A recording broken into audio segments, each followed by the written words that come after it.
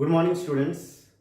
In the last video, I have discussed one example for minimizing the functional dependencies.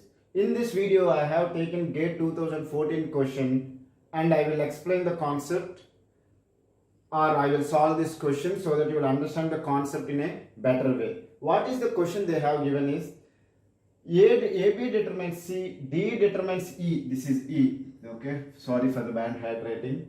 D determines C, E determines C is a minimal cover of for the set of FDs.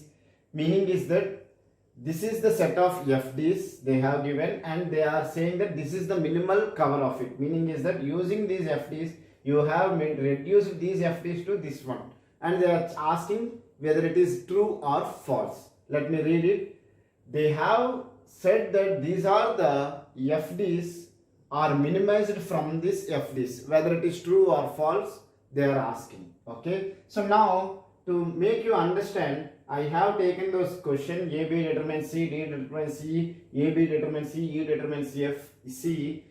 4 FDs I have taken and we will solve it, means we will minimize it and we will check whether we got this one or if we after minimization if we get this solution, then we will say that the answer is true. If not, we will say that the answer is false.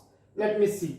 What is the step number 1 I can apply? To the RHS side, we should have only one attribute. If you see that in the given question itself, right hand side only single attributes are there. So I no need to apply the step 1. What is the step 2? The step 2 says that if you have A determines B, B determines C, and A determines C, you can eliminate A determines C because using the A determines B, B determines C, indirectly I can determine A determines C. So I no need to have this extra FD called A determines C. So now we will see can I apply it or not.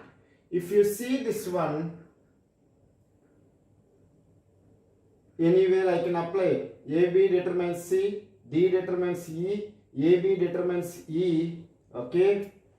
Can I apply that rule?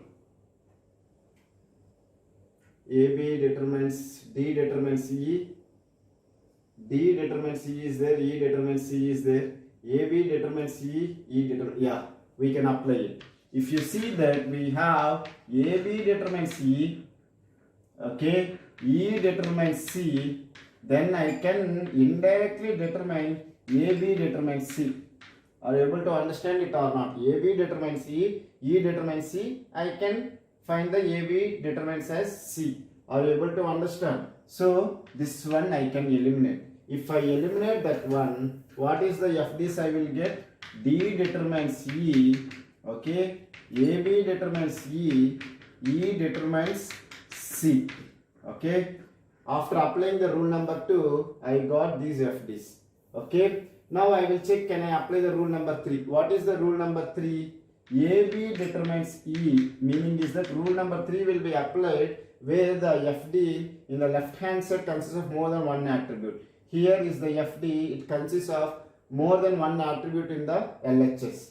So how can I reduce the number of FDs? Means how I can do is that if B can be removed if A closure contains B. Okay. What is the A closure? A closure consists of only A only.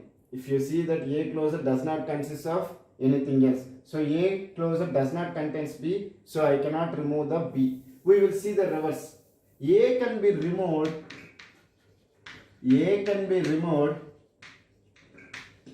if B closure contains A.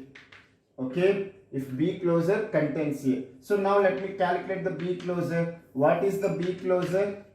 B closure is only B. So either A closure does not contains B, B closure does not contains A. So I cannot reduce this AB determines E to any further. So this is the AB determines C will be there. So I applied the rule number 1, I have applied the rule number 2, I have applied the rule number 3.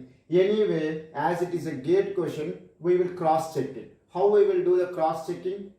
If I can calculate the D closure as E from the remaining FDs, then I can remove this one.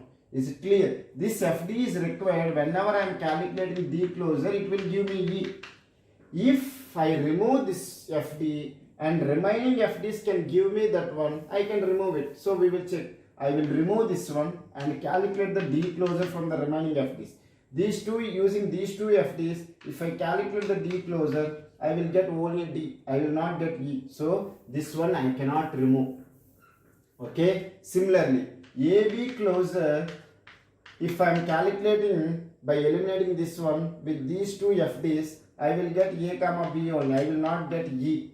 Is it clear? When I can remove this one, AB determines E is required when I am cannot determine the AB closure as E from the remaining FD. So we will see AB closure by using this FD and this FD. If I calculate, I will get A comma B only. I am not getting E. So this is also required.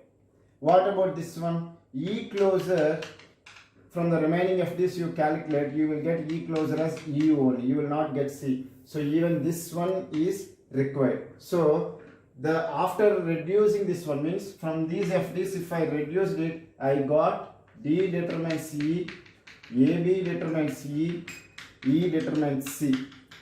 Now we will check whether they have given that one or not. AB determines C, but they have given AB determines C. So I can say that it is false. Meaning is that this is the minimized one for the given question, but they have given that AB determines C. But the answer consists of AB determines C. So this is not the minimal cover of the set of FDs given for the question. Okay. I hope you have understood how I solved this question. For better understanding, I request everyone to go through all the videos in a sequence. Okay. Thank you so much.